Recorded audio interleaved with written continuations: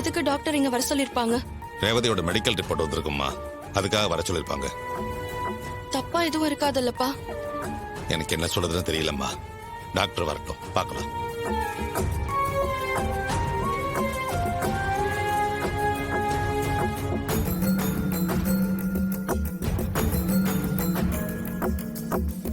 உங்க family members எல்லாரும் வந்துட்டீங்களா? எல்லாரும் வந்துட்டோம் டாக்டர். என் பொண்ணோட ரிப்போர்ட் வந்துருச்சா? அதுல என்ன இருக்குன்னு தெரிஞ்சுக்க தான் எல்லாரும் பதட்டமா வெயிட் பண்ணிக்கிட்டு இருக்கோம். என் பொண்ணுக்கு பயப்படுற மாதிரி எதுவும் இல்ல. அவன் நல்லா இருக்கான்ல?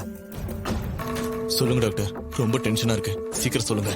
உங்க பொண்ணோட ரிப்போர்ட் நான் ஏற்கனவே சொன்ன மாதிரி தான் வந்திருக்கு. அவங்களுக்கு நினைவாற்றல் இழப்பு நோய் ஏற்பட்டிருக்கு.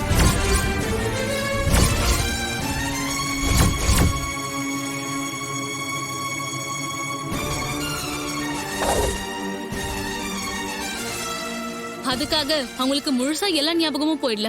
கடைசியா 2-3 வருஷம் ஞாபகங்கள் மட்டும்தான் அவங்க மூளையில இருந்து அழிஞ்சு போயிருக்கு.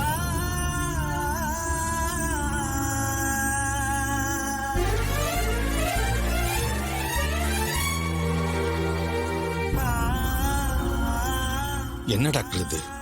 அதிசயமா இருக்கு. இப்படிலாம் கூடவா நடக்கும்? நடக்கும். மூளையோட அமைப்பு ரொம்ப ரொம்ப சிக்கலானது. அதுல இப்படி ஏற்படுற பாதிப்புனால இந்த மாதிரி எல்லாம் நடக்கிறது உண்டு. எங்க ஹாஸ்பிட்டல்லயே இந்த மாதிரி நடந்திருக்கு. அவங்களுக்கு நானே ட்ரீட்மெண்ட் பண்ணிருக்கேன்.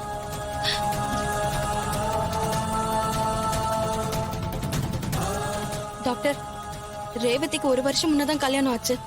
அவ கல்யாண வாழ்க்கையும் சந்தோஷமா தான் வாழ்ந்துகிட்டு இருக்கா. அதெல்லாம் கூட மறந்துடுவாளா டாக்டர்? 2-3 வருஷம் ஞாபகம் இல்லனா அப்ப கல்யாண ஞாபகமும் இல்லாம தானே போகும்.